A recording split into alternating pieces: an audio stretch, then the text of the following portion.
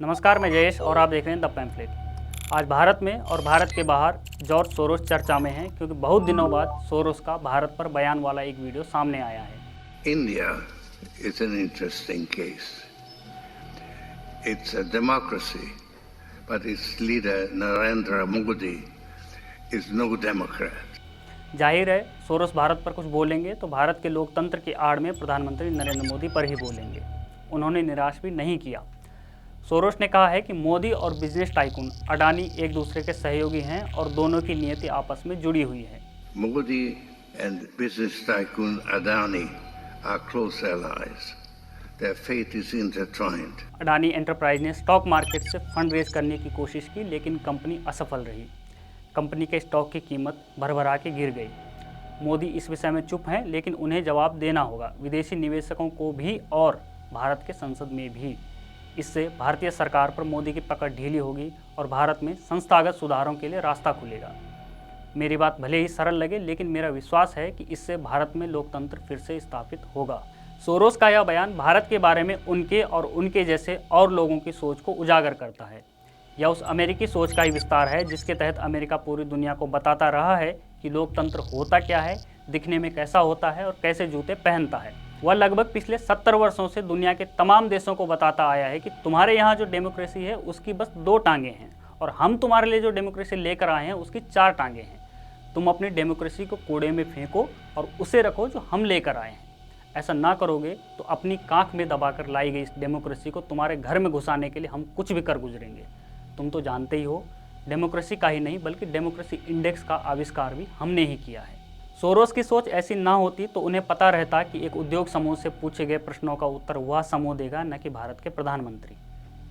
भारत में लोकतांत्रिक और प्रशासनिक संस्थाओं का विकास उतना हुआ है जिससे वे तय कर सकते हैं कि कोई उद्योग समूह कैसे बढ़े और कितना बढ़े। सोरोस ने यह कैसे मान लिया कि किसी कॉरपोरेट ग्रुप से किए गए प्रश्नों का उत्तर देश के प्रधानमंत्री देंगे। निज से किए गए प्रश्नों का उत्तर वह कॉरपोरेट ग्रुप देगा और वह दे भी रहा है। मोदी को विदेशी निवेशकों को जवाब देना होगा जैसी बातें कहकर सोरोस क्या साबित करना चाहते हैं। अडानी समूह में निवेश करने का अनुरोध विदेशी निवेशकों से क्या प्रधानमंत्री नरेंद्र मोदी ने किया था, या इन देशी या विदेशी निवेशकों ने अडानी समूह की कंपनियों की बैलेंस शीट देकर उसमें निवेश किया होगा। प्रश्न यह है कि सोरोस की दिलचस्पी भारत के लोकतंत्र में तथाकथित सुधार करवाने की क्यों है। तो भारत सरकार पर मोदी की पकड़ ढीली होने की कामना क्यों करते हैं, या उस पकड़ के तथाकथित तौर पर ढीले होने का जश्न क्यों मनाते हैं। मोदी या अडानी के गिरने में किसी विदेशी को खुशी क्यों है। आखिर देश को सुधार करने की आवश्यकता है तो यह बात भारत का वर्तमान राजनीतिक विपक्ष बताएगा, या फिर नरेंद्र मोदी को चुनाव में हराकर सरकार बनाकर विपक्ष सुधार खुद लागू करेगा। सोरोस कौन है यह बताने वाले। विश्व के सबसे बड़े लोकतंत्र को सुधार देने का बोझ उन्होंने अपने बूढ़े कंधों पर क्यों उठा रखा है।